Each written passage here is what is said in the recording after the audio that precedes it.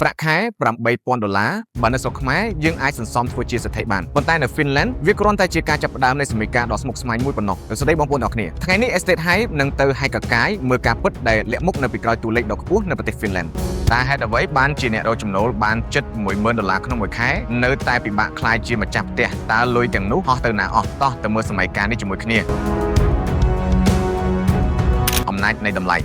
មុននឹងយើងនិយាយដល់រឿងផ្ទះយើងត្រូវយល់ពីកម្លាំងលុយជាមុនសិនឧបមាថាបងប្អូនចង់ទិញសាច់ជ្រូក1គីឡូនៅស្រុកខ្មែរយើងអស់ត្រឹម$5ឬ20,000លុយខ្មែរប៉ុណ្ណោះប៉ុន្តែនៅ Finland បងប្អូនត្រូវចំណាយដល់ទៅ$15ទៅ$20សម្រាប់បរិមាណឬចំនួនដូចគ្នាមិនមែនតែសាច់ជ្រូកទេក៏សូម្បីតែសេវាកម្មសាមញ្ញដូចជាការកាត់សក់ម្ដងក៏អាចអស់ចន្លោះពី$30ទៅ$50ដែរនេះហើយគឺជាអ្វីដែលអ្នកសេដ្ឋកិច្ចវិទូហៅថា cost of living វាមានន័យថាទោះបីជាបងប្អូនរកលុយបានច្រើនជាងនៅស្រុកខ្មែរ5ដងទៅ10ដងក៏ដោយប៉ុន្តែតម្លៃទំនិញប្រើប្រាស់ប្រចាំថ្ងៃក៏ហក់ឡើងខ្ពស់តាមនោះដែរនៅទីនោះបើបងប្អូនចង់បានប្រាក់ខែខ្ពស់បងប្អូនក៏ត្រូវត្រៀមខ្លួនចំណាយខ្ពស់ដូចគ្នា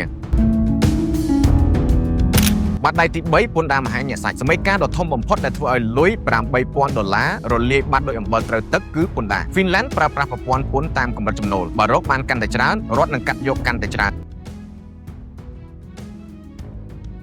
សម្រាប់ចំណូល$8,000បងប្អូននឹងត្រូវរដ្ឋកាត់យកចន្លោះពី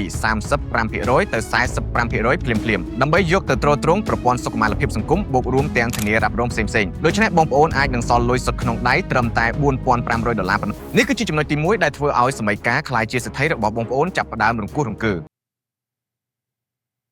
សម័យកាលផ្ទះគឺរបាំងនៃប្រាក់កក់ឥឡូវចូលមកដល់ចំណុចដែលពិបាកបំផុតគឺការទិញផ្ទះនៅទីក្រុង Helsinki ផ្ទះ apartment មធ្យមមួយមានតម្លៃចន្លោះពី$40,000ទៅ$60,000សំណួរគឺបើមានលុយសល់$4,500ក្នុងដៃរាល់ខែទៅហើយតើវាពិបាកត្រង់ណាចម្លើយគឺការសន្សំលុយសម្រាប់ទុកកក់ខណៈពេលដែលបងប្អូនមិនទាន់មានផ្ទះខ្លួនឯងបងប្អូនត្រូវចំណាយទៅលើថ្លៃជួលផ្ទះគេស្នាក់នៅប្រហែល$1,500នៅក្នុងមួយខែនិងថ្លៃរស់នៅទូទៅប្រហែល$2,000ក្នុងមួយខែទៀតសរុបមកក្នុងមួយខែបងប្អូនអាចសន្សំបានត្រឹមតែ$1,000ប៉ុណ្ណោះដើម្បីទិញផ្ទះតម្លៃ$50,000បងប្អូនត្រូវមានលុយកក់យ៉ាងតិច10%គឺ$10,000សាកគិតមើលបើសន្សំមួយខែ$1,000បងប្អូនត្រូវប្រើពេលដល់ទៅ4ទៅ5ឆ្នាំទើបមានលុយគ្រប់គ្រាន់សម្រាប់តែប្រាក់កក់ដំបូងប៉ុណ្ណោះនេះហើយជាមូលហេតុដែលមនុស្សភាគច្រើននៅទីនោះសម្រាប់ចិត្តជួលផ្ទះគេរស់នៅរហូតដល់វ័យកណ្ដាលតម្លៃនៃជីវិតនិងលទ្ធផលនៃសម័យកាលទោះបីជាសម័យកាលនេះមើលទៅហាក់ដូចជាតឹងតែងប៉ុន្តែអ្វីដែលបងប្អូនទទួលបានមកវិញគឺគុណភាពជីវិតដែលលុយទិញមិនបានលុយដែលបងប្អូនបង់ពន្ធរាប់ពាន់$នោះត្រូវបានប្ដូរមកវិញនៅការអប់រំកូនដោយឥតគិតថ្លៃនិងសេវាសុខាភិបាលដែលមិនចាំបាច់បារម្ភរឿងលក់ដីលក់ផ្ទះបង់ថ្លៃពេទ្យ